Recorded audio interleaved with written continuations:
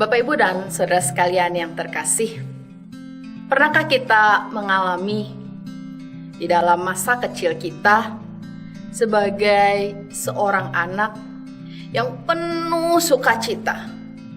Ketika sore hari tiba, kita akan menyambut kepulangan ayah atau ibu kita dari tempat pekerjaan mereka. Kita sudah membawa dan siap dengan segudang cerita kita tentang hari itu. Bahkan mungkin pencapaian-pencapaian kita, apa yang telah kita kerjakan, apa yang kita dapatkan di hari itu.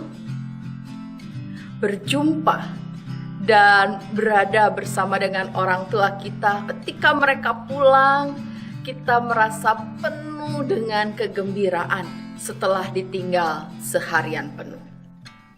Tetapi kalau mengingat masa-masa itu, Bapak Ibu Saudara, sukacita kita di sore hari harus diawali dengan rasa duka atau rasa sedih di pagi hari. Ketika ayah dan ibu kita berangkat bekerja, kita berpisah, kita merasa bahwa gak bisa bersama-sama dengan mereka. Sebagian dari kita mungkin bisa segera mengalihkan perhatian kita. Kita bisa segera memikirkan apa yang mesti dilakukan. Atau mungkin karena kita sedikit nakal, kita langsung bisa mengatakan, aku mau main dulu, baru mengerjakan hal-hal yang lain. Tetapi ada juga sebagian yang memang membutuhkan waktu untuk melepaskan rasa sedihnya, lalu kemudian mulai mengerjakan hal-hal lain. Ketika ditinggal oleh orang tua, sebagai anak-anak kita mengingat pesan-pesan mereka dan tugas yang memang harus kita kerjakan. Mungkin juga kita membutuhkan orang lain pada waktu kita kecil yang harus mengingatkan kita supaya kita fokus pada pesan dari orang tua dan tugas-tugas yang mereka percayakan kepada kita. Mengenang masa kecil itu, seperti itu jugalah para murid ketika berpisah dengan Tuhan Yesus. Belum cepat mereka menangkap apa yang harus dilakukan dengan semua yang Tuhan Yesus ajarkan, yang Tuhan Yesus ingatkan, bahkan yang Tuhan Yesus bukakan kembali kepada mereka. Mereka harus terpaku, atau kalau pakai bahasa sehari-hari, terbengong-bengong ketika mereka melihat Tuhan Yesus naik ke surga.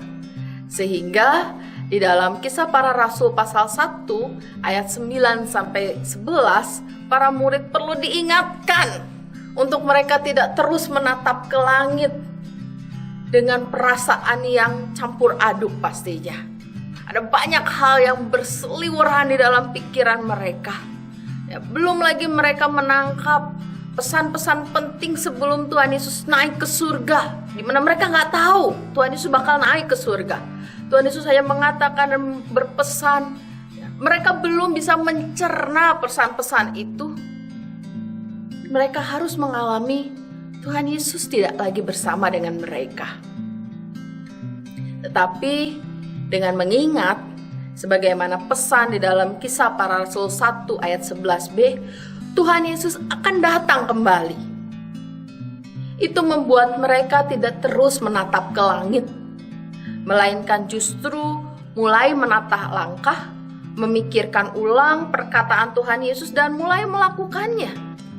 Kali ini bukan dengan rasa sedih yang tidak menentu, sebagaimana mereka alami ketika Tuhan Yesus mati di kayu salib. Tetapi mereka menjalaninya dengan semangat dan sukacita karena mengambil bagian dalam kepercayaan yang Tuhan berikan dan yang terutama karena Tuhan akan datang kembali. Untuk kita pada saat ini, mari kita merenungkan. Apakah kita ada di dalam sukacita menyambut kedatangan Tuhan kembali? Apa yang telah kita persiapkan baginya?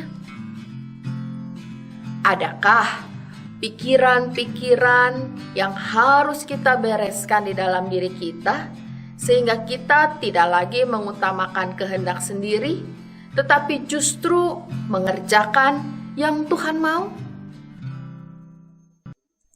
Bagaimana kita dapat menjalani hidup saat ini untuk menjadi persembahan, cerita sukacita bagi Tuhan ketika Dia datang kembali? Bapak Ibu Saudara, banyak hal yang tidak kita mengerti pada saat ini. Tetapi bukan berarti bahwa kita hanya berdiam diri dan terpaku begitu saja dengan berbagai kenyataan kehidupan kita. Apa yang bisa kita lakukan di dalam kesederhanaan kita? Marilah kita kerjakan dengan penuh iman dan ketulusan. Kita mengingat bahwa kita akan menghantarkan segudang cerita penuh kesan akan hidup yang dipercayakan kepada kita nanti ketika Tuhan datang kembali dan membawa kita untuk hidup bersamanya selamanya. Tuhan memberkati.